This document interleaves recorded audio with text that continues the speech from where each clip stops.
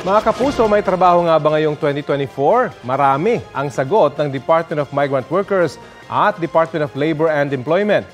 Pwede rin daw mag-sideline o magnegosyo. Balitang hatid ni Sandra Aguinaldo.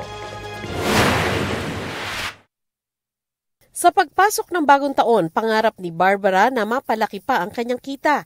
Kaya kahit na maganda naman daw ang takbo ng kanyang karinderya, gusto raw niya ng isa pang negosyo, pangdagdag income. Gusto ko po kasi sana magkaroon pa ng yung pong pares at saka po lugawan.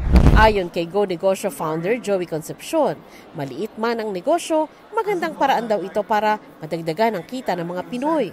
Okay daw ang mga negosyong gumagamit ng teknolohiya gaya ng online selling. Pati nga raw kabataan, pwedeng maging entrepreneur. Sari-sari stores at maraming mga shops, no, repair shops and all of that, no. So talagang maliit na negosyo. At mahalaga dito ay yung pagtutulong dito sa mga malaking korporasyon na to give them access, no, sa mga binibenta nila. Tinuturuan natin sila paggamit ng or to become an influencer kasi sa isang negosyo kailangan marunong sila sa marketing. Kung trabaho naman sa ibang bansa ang inyong hanap, marami raw manggagawa na kailangan sa Hungary, Austria, Croatia, Czech Republic, Germany, Canada at iba pa. May job opening bilang healthcare worker, construction worker, driver, tourism worker at iba pa. Paalala lang ng Department of Migrant Workers, maging mapanuri sa mga recruiter, lalo na yung mga humihingi ng pera kapalit ng trabaho abroad.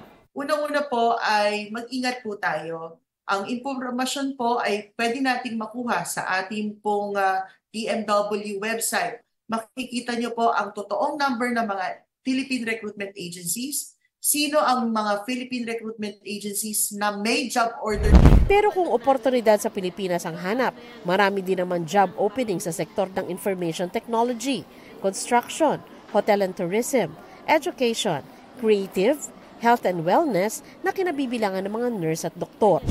May nakikita raw na paglago sa manufacturing sector at ilan sa kailangan doon ang production workers, machine operators, delivery drivers at iba pa. May bukas ding trabaho sa power and energy sector na inaasahan ding lalago. Ilan daw sa mga posisyon, hard to fill o mahirap hanapan ng kwalipikadong aplikante. Meron pa rin talagang need to address yung issue, yung continuing or perennial issue on job skills mismatch. No? And again, I also would like to consider the so-called geographical mismatch. We are trying to really do more or less nga yung tinitingnan namin through the labor market information system, paano ba namin mapalakas yan. Payo ng DOLE kung meron kayong target na trabaho, paghandaan ito sa pamamagitan ng pag-upgrade ng inyong skills. Pwede rin daw kayong mag-enroll sa TESDA para sa dagdag kaalaman. Sandra Aguinaldo, nagbabalita para sa GMA Integrated News. Kapuso, alamin ang maiinit na balita. Bisitahin at mag-subscribe sa GMA Integrated News sa YouTube.